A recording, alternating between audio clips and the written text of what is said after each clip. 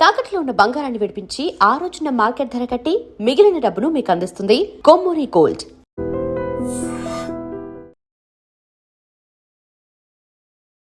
అంటే ఇప్పుడు చాలా మంది క్రిమినల్స్ ఉన్నారు. దొంగతనం చేసామని నేను చేయలేదు అని చాలా గట్టిగా మాట్లాడతారు. అలాగే దొంగతనం చేయలేనట్టు కాదు కదా, మనోడు దొంగే కదా. ఎస్, మంచి మాట. దొంగతనం చేసినోడు దొంగని గట్టిగా మాట్లాడినంతసేపు మాట్లాడడం కాదు, మాట్లాడినంతసేపు అయినా కూడా వాడిని పట్టుకోవడానికి పోలీసు వాళ్ళు చూస్తుంటారు కదా.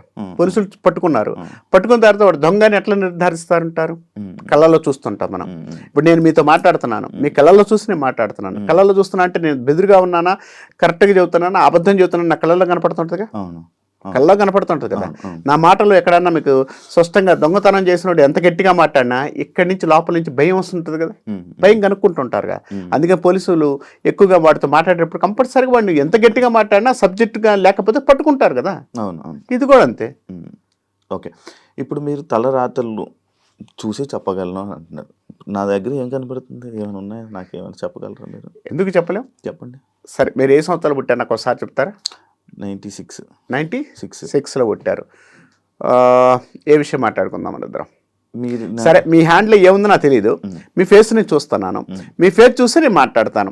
కొన్ని విషయాలు ఎందుకు మాట్లాడుతున్నానంటే అది సబ్జెక్టు కాబట్టి నిరూపణ చేయడానికి, అంటే నిరూపణ మీన్స్ నేను నిరూపణ చేయడానికి గొప్పవాడిని కాదు, బట్ ఆ సబ్జెక్ట్ మనం చెప్పుకోవడానికి ఒక నమ్మకం కలిగించడానికి. ఇప్పుడు మీరు జరగబోయేది చెప్తున్నారా, లేకపోతే ఆల్రెడీ జరిగిపోయిందే చదువుతాం. జరగబోయేది ఎందుకు? జరగబోయేది రేపు ఎప్పుడో జరుగుతుంది, అప్పుడు నేను ఉంటాను, మీరు ఉంటారో, అది వేరే విషయం. ఈ రోజు ఏం జరుగుతుంది, రేపు ఏం జరిగింది, ఎల్లుండి ఏం జరుగుతుందో జ్యోతిశాస్త్రం చెప్తుంది. మీకు ఏ విషయం గురించి కావాలి? ఉద్యోగపర విషయాలు. ఏ సంవత్సరం పుట్టి అన్నారు మీరు? 96 నెలండి? మే 5th month. 2025 మార్చి తర్వాత మీ ప్రొఫెషన్ పరంగా మారిందండి, కొంత చేంజెస్ వచ్చింది. 2025 నవంబర్ తర్వాత నుంచి గ్రోతింగ్, name and fame and financial కొంచెం గ్రోతింగ్ వచ్చింది. 26 మే తర్వాత నుంచి బాగుంది. 26 మే నుంచి బాగుంది. ఇప్పుడు ఈ మే అయిపోతే బాగుంటుంది. బాగుంది. ఈ మధ్యలో నాకు బాగోదు.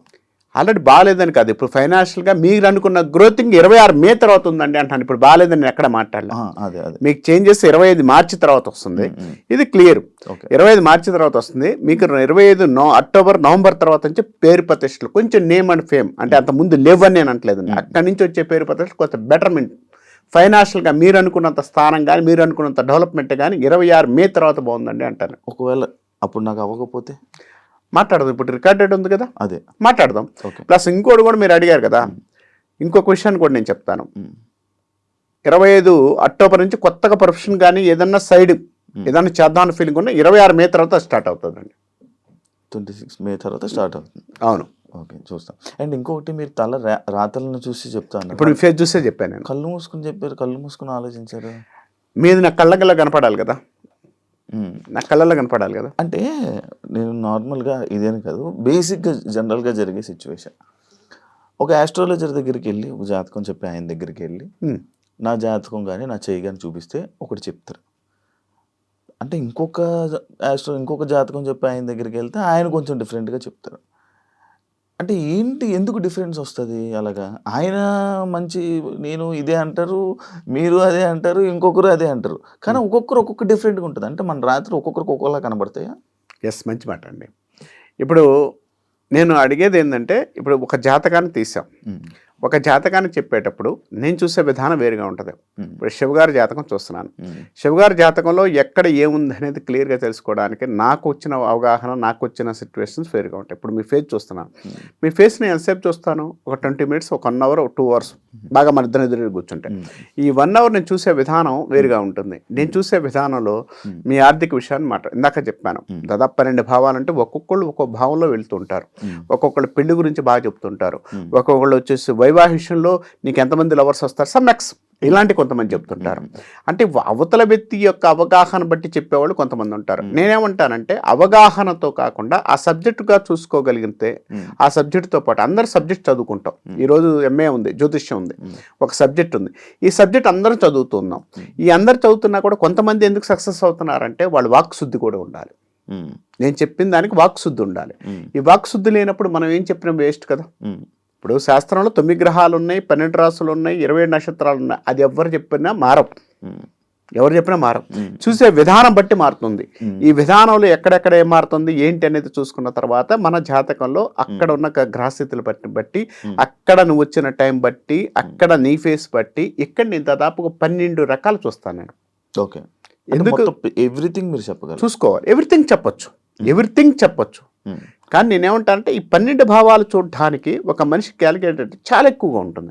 నేను ఆలోచించుకొని దాన్ని బట్టి నేను రిజల్ట్ ఇస్తుంటాను. ఒక వ్యక్తి ఎందుకు ఇవ్వడం లేదు, ఒక వ్యక్తికి మీకు ఎందుకు సమాధానం కరెక్ట్గా లేదండి అంటే 100% ఇప్పుడు నేను చెప్పే విధానంలో ఆ రోజు ఉన్న సిచ్యువేషన్ బట్టి కూడా నాకు గ్రహస్థితి మారితే నాకు కూడా ఇబ్బంది పడ్డ దరిద్ర టైం ఉందనుకోండి, మీతో మాట్లాడేటప్పుడు నాకు కూడా నెగటివ్ వస్తుంది. కానీ ఇక్కడ విషయం ఏంటంటే సబ్జెక్ట్ క్లియర్గా చదువుకొని ఆ సబ్జెక్ట్ చెప్పేటప్పుడు వాళ్ళ తన జాతకంలో ఏ పరిస్థితులు ఎలా ఉన్నాయి అంటే చూసుకునేటప్పుడు ఒక్కొక్కళ్ళు ఒక్కొక్క విధానం ఫాలో అవుతుంటారు. ఇక్కడ ఫాలో అయ్యే విధానం బట్టి వాళ్ళ యొక్క రిజల్ట్ అనేది వస్తూ ఉంటుంది. ఇప్పుడు మీకు ఏది చెప్పినా కూడా లాస్ట్కి వచ్చేలకు వాళ్ళు అంతిమంగా తీసుకొచ్చి చెప్పేది ఒకటే పాయింట్.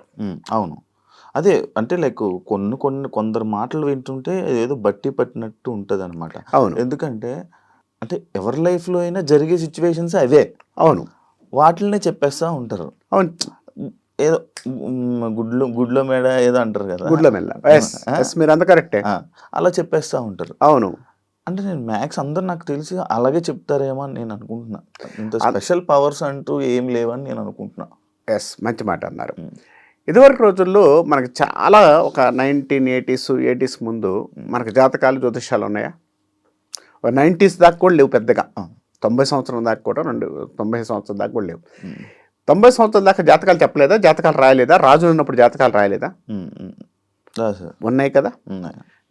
దానికి సంబంధించినంత వరకు కూడా ఒక జ్యోతిష్యుడు కానీ ఒక పంచాంగకర్త కానీ అక్కడ కూర్చున్నప్పుడు ఒక రాజు వచ్చి అతన్ని పోషించేవాళ్ళు.